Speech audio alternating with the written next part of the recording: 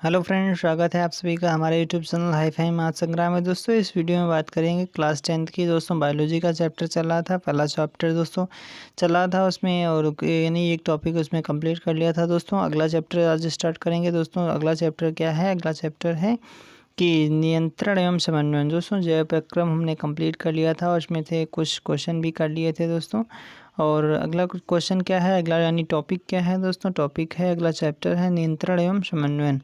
चलिए फ्रेंड्स देख लेते हैं क्या है, यानी किस तरह से इसको अध्ययन करेंगे। फिर तो देख लेते हैं इसमें यानी क्या टॉपिक है। दोस्तों अगर आप हमारे चैनल पर पहली बार आए तो हमारे चैनल को सब्सक्राइब कर लें। और फिजिक्स के दोस्तों हमने सभी चैप्टर कंप्लीट कर दिए हैं, उसमें से मोस्ट इंपॉर्टेंट क्वेश्चन भी करवाए हैं। और इसके बाद दोस्तों बायोलॉजी चल रही, फिर दोस्तों हम चले आएँगे यानी कंप्लीट करेंगे, केमिस्ट्री भी पढ़ाएँगे। चलिए फ्रेंड्स देख लेते हैं। तो पहला क्या है, टॉपिक है तंत्रिका तंत्र क्या होता है। तंत्रिका तंत्र को समझते हैं, फिर उसके आगे देखेंगे क्या होता है, कितने प्रकार कितने भाग होते हैं इसमें, ठीक है।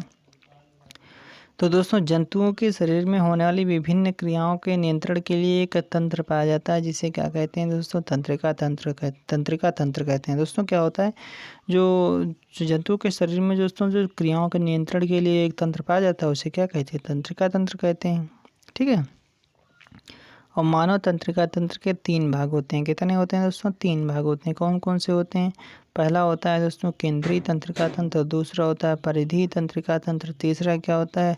स्वायत्त तंत्रिका तंत्र होता है। अब देख लेते हैं दोस्तों, मान लिया ये है तंत्रिका तंत्र वाला दिखाया गया, तो ये क्या होता है? कोशिका काय होता है, ये वाला जो बीच ये जो इधर का होता है, ठीक है, कोशिका काय बोला जाता है। और इसे क्या बोलते हैं दोस्तों? ये होता है केंद्रक होता है। ये क्या होता है दोस्तों? केंद्रक होता है, ये केंद्रक होता है। ये इसे क्या होती है? द्रुमिका बोलते हैं। ये जो होती हैं इनके क्या बोलते हैं? नहीं बोलते हैं दोस्तों, द्रुमिका बोलते हैं। और ये यहाँ पे क्या होता है दोस्तों? तंत्रिकाक्ष होता है, ठीक है फ्रेंड्स। चलिए फ्रेंड्स देख लेते हैं।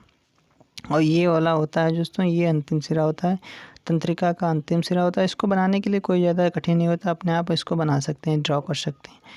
चलिए फ्रेंड्स देख लेते हैं। जो केंद्रीय तंत्रिका तंत्र होता है उसको क्या होता है? जो केंद्रीय तंत्रिका तंत्र में मस्तिष्क एवं मेरुरज्ज का अध्ययन किया जाता है। किसका किसका किया जाता है?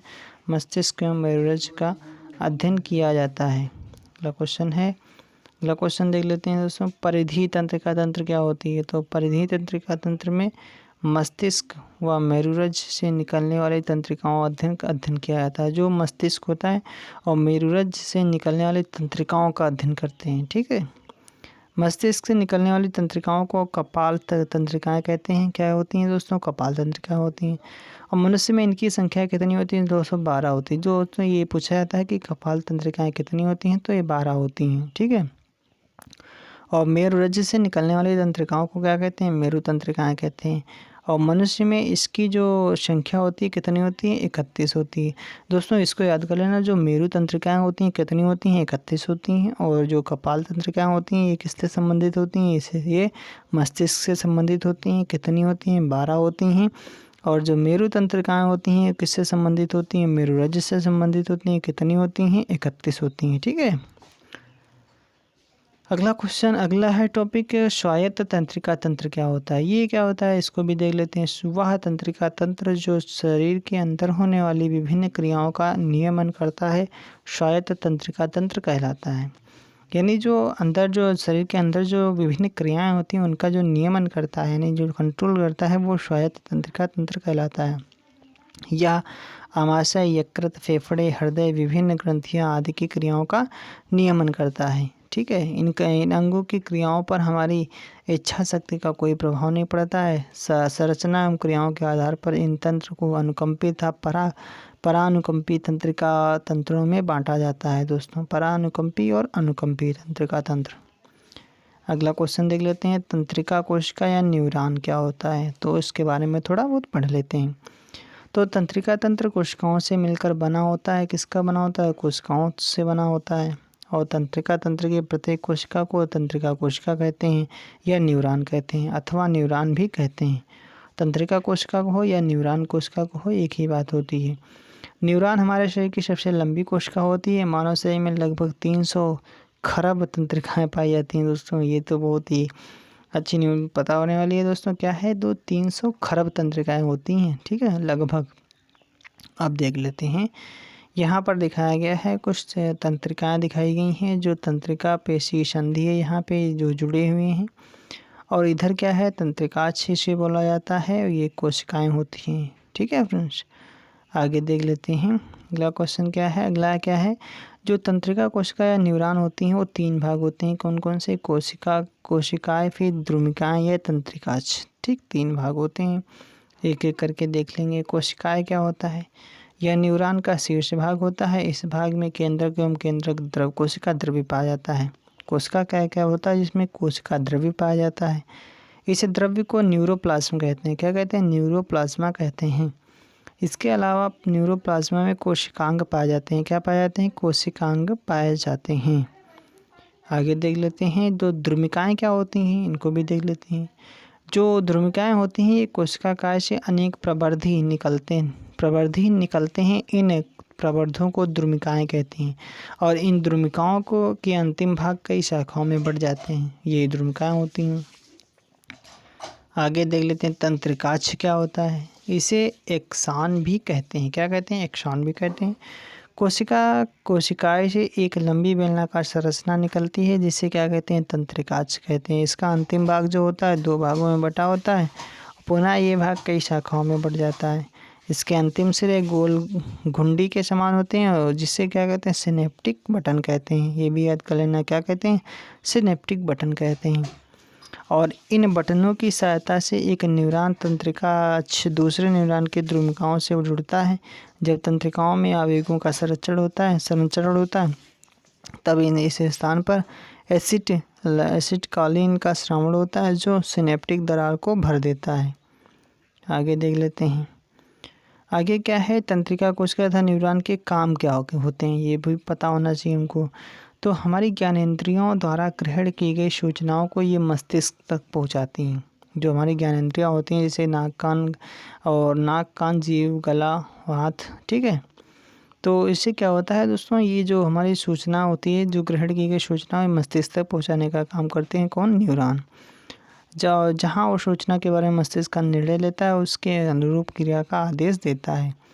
आगे देख लेते हैं, मस्तिष्क जो होता है मेरुरज्जु द्वारा दी गई सूचनाओं को न्यूरॉन पुनः संबंधित अंग तक लाती है। हम गंध का पता कैसे लगाते हैं दोस्तों, ये भी एक इम्पॉर्टेंट है, तो देख लेते हैं। तो गंध को ग्रहण करने का कार्य नाक करती है। तंत्रिकाओं द्वारा इस गंध के उद्दीपनों को तंत्रिकाओं द्वारा मस्तिष्क तक पहुँचाया जाता है। ठीक है। अग्र मस्तिष्क यानी प्रमस्तिष्क में उपस्थित भित्तीय पाली या टेम्पोरल पाली इस गंध को पहचान लेती हैं। कौन कौन सी, जो टेम्पोरल पाली और भित्तीय पाली दोस्तों ये होती है, ये इस गंध को पहचान लेती है। चलिए फ्रेंड्स, तो तंत्रिका तंत्र अथवा तंत्रिका ऊतक कैसे कार्य करता है, इसको भी देख लेते हैं।